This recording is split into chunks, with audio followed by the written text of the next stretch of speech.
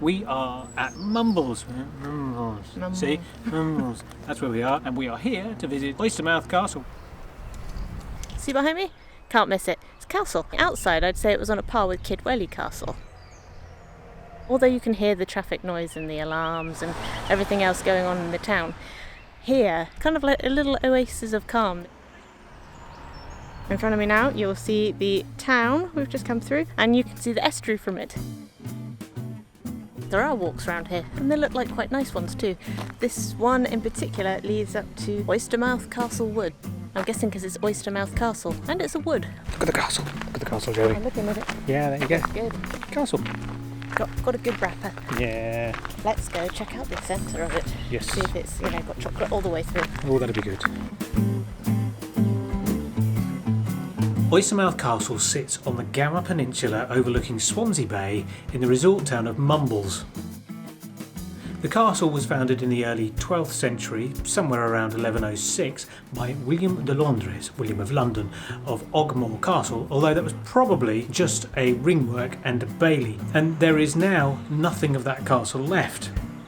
In 1116 the Welsh retook the Gower Peninsula and torched the castle. It was rebuilt shortly afterwards and was then destroyed again in 1137 when the peninsula was again taken by the Welsh. The Londres family died out in 1215 when Gower was once again taken by the Welsh under the leadership of Llewellyn the Great. In 1220 Henry III expelled the Welsh and returned the Barony of Gower to John de Braose, who rebuilt both this and Swansea Castle. Anyway, the keep of this castle, that's the fortified tower, is the oldest bit, and that dates from the 12th century. This chamber houses the best example of a pillar in the castle, and it also boasts having the first garderobe inbuilt in the room. Garderobes, they're toilets, and cloakrooms, which people put their cloaks in because it was thought that the smell would keep away nasty pests. Before the garderobe, you would have had a pot, a screen to hide behind, and a plank of wood with a hole in it. This was the height of indoor plumbing. I'm glad things have changed. It's a dark room. Now this is the kind of room that I like. Lots of open spaces with doorways and windows that lead to nowhere. Kind of leaves something for the imagination to figure out how this eclectic building was formed. It started off as a earth and stone structure to have a defensive position from, and then it was used as a residence, and from there it was fortified and expanded, and then it was a home again, and chapel added later on. So yes, this building has seen many uses, from homely to, well, a good old bashing. This is the uppermost floor of 3 floors. Each has their own fireplace and garderobe. So these were thought to be chambers for lords, ladies, your average noble. So this little rectangle of land here is quite small, right? You wouldn't have thought banqueting hall. I always thought of banqueting halls as being much more expansive.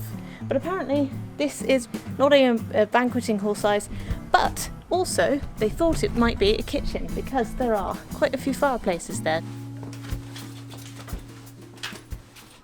This is Alina's chapel. It was the last thing to be added onto the castle. It's got 5 Gothic windows and the views are lovely. Lady Alina added this chapel onto the castle after being imprisoned in the Tower of London for 5 years. Her husband had been captured and killed as she'd lost her son, and, well, she created a chapel. But it is a lovely space out here with views right out to the sea and over the town. I'm not sure what the town would have looked like back then. This chapel would once have been covered in paintings. The paintings have now eroded.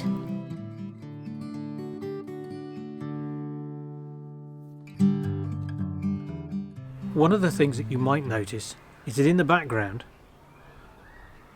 there's a lot of noise. Now, I'm quite close to a school, but we are in the middle of a town, so lots of things make noise around here, so it's not exactly the most tranquil of places. However, it's an interesting castle. It's all different levels, and you've got the glass bridge that you can walk across and you can look out and you can see the sea, and that's all very pretty. This is well worth the visit. Costs £3.50 for an adult to get in, and then of course we've paid a couple of quid for the parking as well, which again not too bad. In fact, that's pretty good.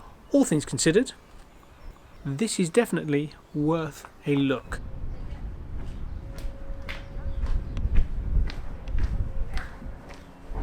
Hello. That's it for Oystermouth Castle. We are heading on to our next destination. Another castle. Which one will it be? Oh, well, that's the secret. So what did you think of this castle? I liked it. I mean, it could have been quieter. You know me, I like a bit of peace and quiet in my castles. It was quiet in the castle. It was weird how much noise hits you as you come out of the walls. Oh, yeah. But other than that, it was good.